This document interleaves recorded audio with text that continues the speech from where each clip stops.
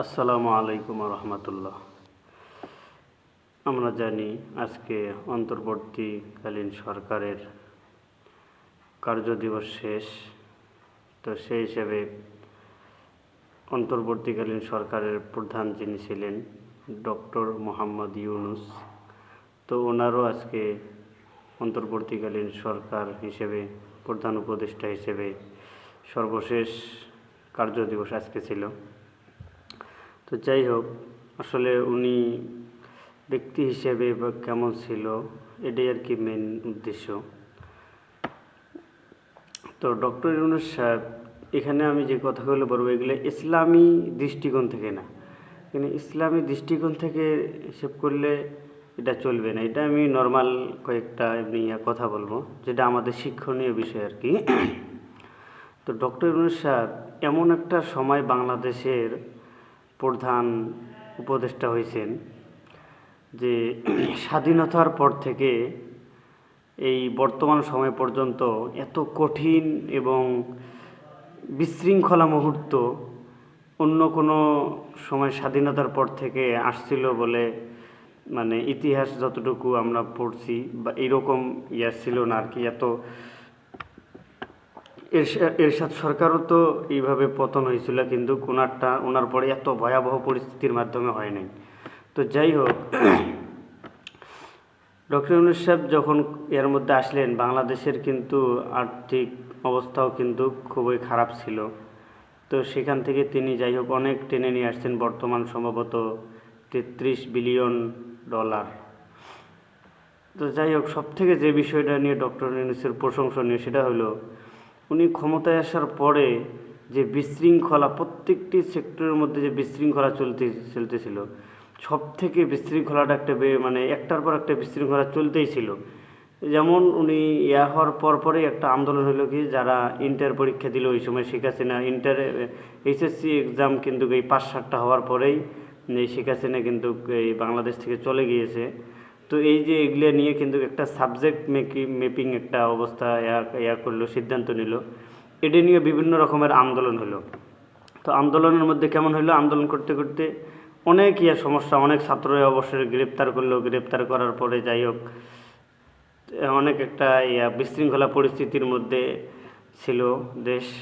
এরপরে আবার রিক্সাওয়ালারা, ভ্যানওয়ালারা, তারপরে যে অটো গাড়ি যে দেশ বন্ধ করার জন্য এই সরকারের একটা ছিল, এটা হলো, এটা নিয়ে আবার বিভিন্ন ধরনের তো যাই হোক একটার পর একটা চলতেই আছে এমন একটা পরিস্থিতি।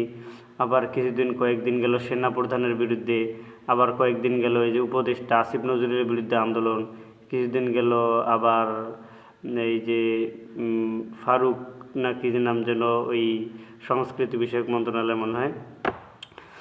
তো যাই হোক একটার পর একটা এরকম চলতেছিল। আবার কয়েকদিন গেল আওয়ামী লীগকে নিষিদ্ধ করার জন্য একবার আন্দোলন, একবারে যমুনার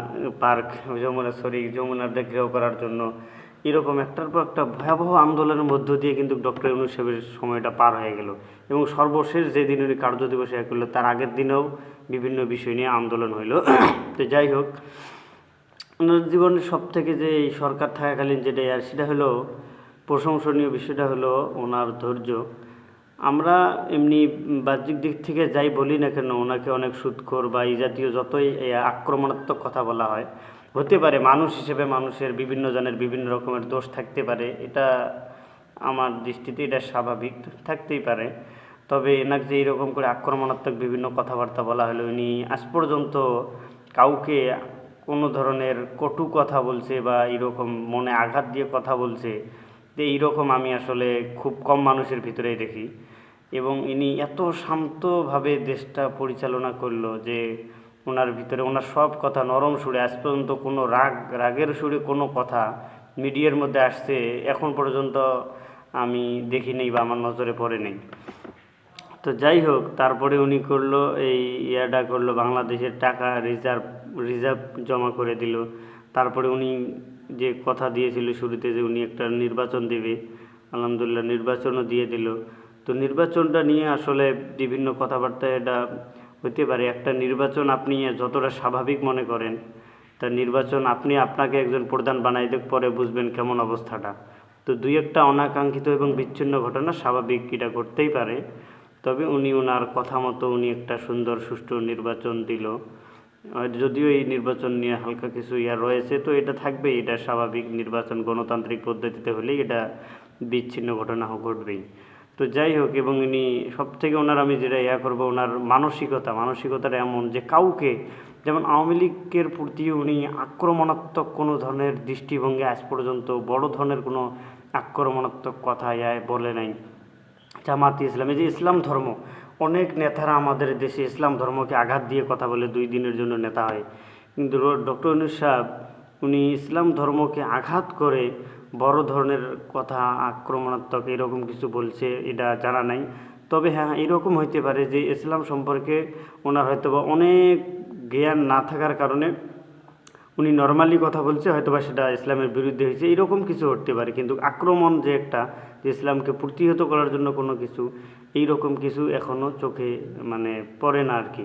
তো যাই হোক, তো আমার দৃষ্টিতে যেটা, যে ডক্টর ইউনূস সাহেব উনি একজন সফল এই উপদেষ্টা ছিল, এবং আমি মনে করি ওনার জীবন থেকে শিক্ষণীয় বিষয়গুলোর মধ্যে সব থেকে হলো ধৈর্য। প্রচুর পরিমাণ ধৈর্য কিন্তু আপনার সফলতার দিকে নিয়ে যায়। তো যাই হোক, এটা আমি আমার দৃষ্টিকোণ থেকে বললাম, এগুলোর মধ্যে ভুলও হইতে পারে, তবে সঠিকও হইতে পারে। যাই হোক, আপনাদের কারো যদি এই ব্যাপারে মতামত থাকে জানাবেন। মোট কথায় আমার দৃষ্টিতে ডক্টর ইউনূস সাহেব একবারে সঠিক সময়ে বাংলাদেশের একবারে নাজেহাল অবস্থায় বাংলাদেশের যে হালটা ধরেছেন, এটা আমি মনে করি অন্য কারো দ্বারা হয়তো বা কঠিন হয়ে যাইতো আর কি। ডক্টর ইউনূস যেভাবে সহজে সামাল দিয়েছেন, ডক্টর ইউনূসের জন্যই হয়তো অনেকটাই সহজ। তবে এগুলো আমি কিন্তু ইসলামের দৃষ্টিকোণ থেকে বলতেছি না, ইসলামের দৃষ্টি হিসেব করলে সেগুলো তো সব অন্যরকম কথা হবে। তাহলে এটা এমনি নর্মাল একজন মানুষ হিসেবে কেমন ছিল, আমি সেই কথাগুলোই বললাম। মতামত কারো থাকলে জানাতে পারেন। ভালো লাগলে লাইক করবেন, সাবস্ক্রাইব করবেন। আসসালামু আলাইকুম রহমতুল্লাহ।